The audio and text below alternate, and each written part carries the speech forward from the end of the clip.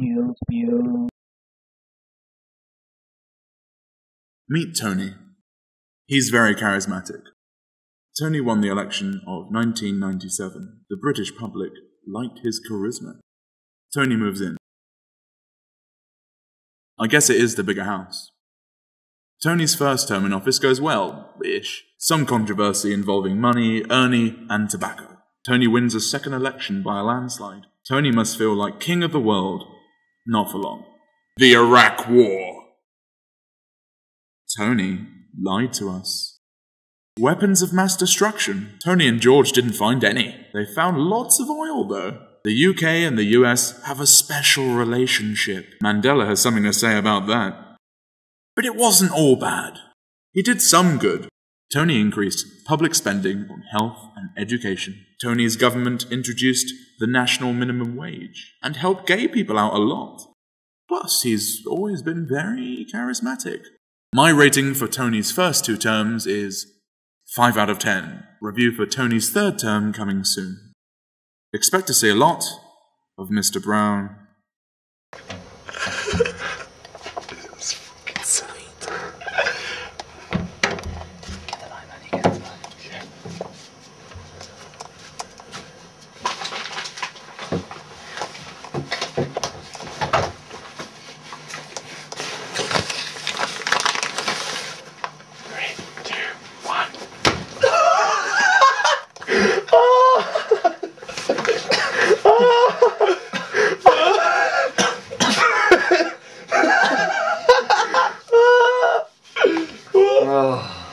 uSpew.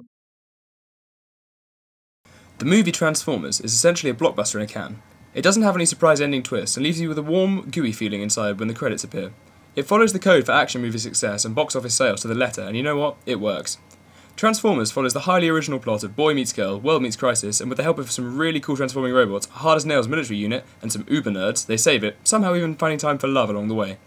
If a criticism had to be made of the movie, mine would be that the director obviously assumed that the audience wouldn't pick up on the fact that the Transformers seemed to change size depending on what situation they were in. Well, I did. Overall, Transformers was an action-packed, babe-filled CGI masterpiece. Out of 10, I'd probably have to give Transformers about 90%. Peace out. uSpew.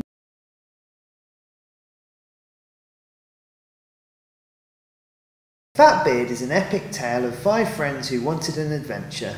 Well, there were 6, but ginger people can't be pirates. So the 5 friends got on an aeroplane and flew to Somalia. Like most pirate stories, they had a boat and they sailed the ocean. And someone tried to stab the captain in the back. And someone ended up nearly crying. Fatbeard is an exciting fable in which you'll laugh, you'll cry, and you'll be eager for the next episode. I personally would give it 9 out of 10.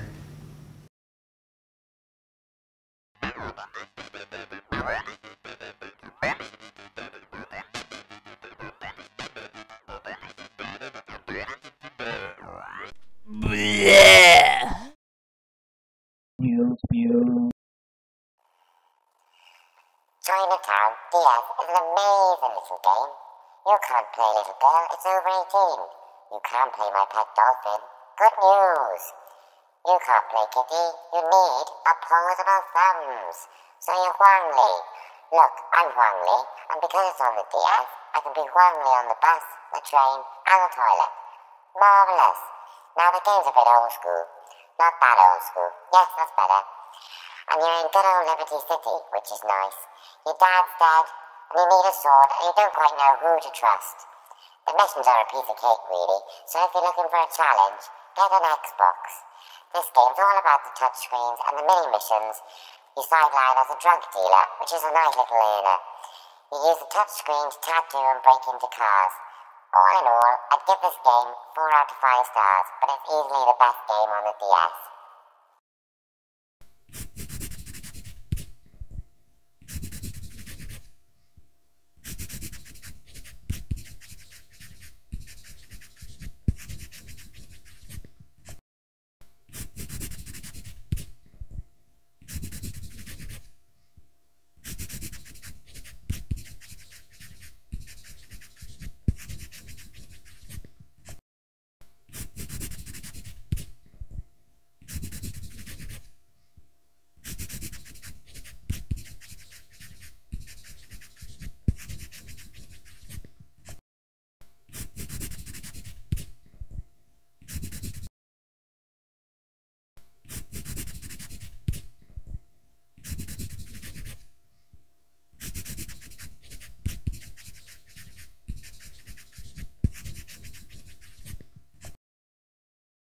uSpew.